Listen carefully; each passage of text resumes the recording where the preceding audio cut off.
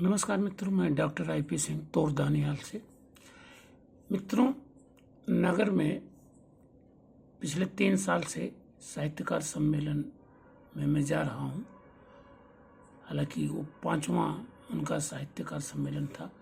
वहाँ एक मुझे 2 सालों में विशेष अनुभूति हुई जो आपके साथ साझा करना चाहता हूँ। तो चलिए सीधे आते हैं। हिम्मत करने वाले पाते रहे मोती, बुज़दिल खड़े किनारे बस देखते रहे। नमस्कार मित्रों, कल अर्थात 19/4/25 को एक बहुत ही मर्मस्पर्शी अनुभूति हुई नगर डीग में। वहाँ 2 संस्थाओं, ब्रजवाणी जन सेवा समिति नगर डीग एवं राष्ट्रीय काव्य सितारे मंच जयपुर के संयुक्त तत्वावधान में साहित्यकारों का एक विराट सम्मेलन संपन्न हुआ।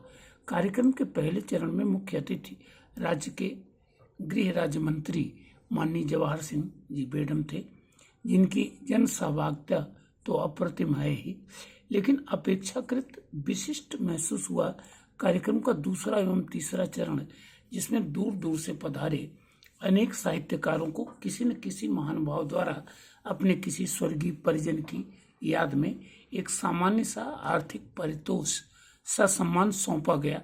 पर सम्मान तो सम्मान ही होता है। कलमकार जिसका सबसे प्रबल आकांक्षी होता है, भले ही पत्रम पुष्पम समर्पयामि। पिछले वर्ष ही पिताजी के फरवरी माह में दिवंगत होने की सूचना पाकर अप्रैल माह में ऐसे ही आर्थिक परितोष का आग्रह भाई हरिश्चंद्र शर्मा हरि ने किया था। पहल अच्छी थी, सो स्वीकार किया, पर ताजुब तो तब हुआ जब 4 अप्रैल 2024 के सम्मेलन कार्यक्रम में 2 दर्जन से अधिक कलमकारों का सम्मान किया गया। इस वर्ष ये पहल और भी विशिष्ट बन गई, संख्या की दृष्टि से भी और राशि की दृष्टि से भी। मतलब ये कि यदि सुनियोजन हो तो हर सुकर्म को व्यापक प्रचार प्रसार मिल ही जाता है। यहाँ भी यही महसूस हुआ, क्योंकि ऐसी गतिविधियों से एक तरफ हमारे अपने दिवंगतों के प्रति आस्था प्रबल होती है, तो दूसरी तरफ विसंगतियों को दरेरा देने वाले कलमकारों को सृजन धर्मिता का सार्थक संबल मिलता है। ध्यान रखें, 60 के दशक की ये पंक्तियां देश एक बार फिर जिसकी अपेक्षा कर रहा है।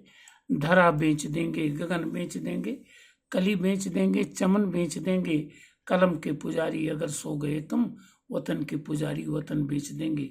तो माननीय हरीश जी, उनके परिजनों, पत्नी, बेटा, बेटी और सन्नद्ध सहकर्मियों जो भी उनके साथी हैं को इस पहल के लिए अनंत बधाई। और आप सभी से अपने अपने कार्यस्थलों पर ऐसी ही पहल की अपेक्षा है। क्षेत्र कोई भी हो, दृष्टि रचना धर्मी होना चाहिए। कहा जाता है ना कि 10 आदमियों के हाथ का डंडा एक आदमी के लिए बोझा बन जाता है। तो आपसे भी यही सादर अपेक्षा। थैंक यू, धन्यवाद।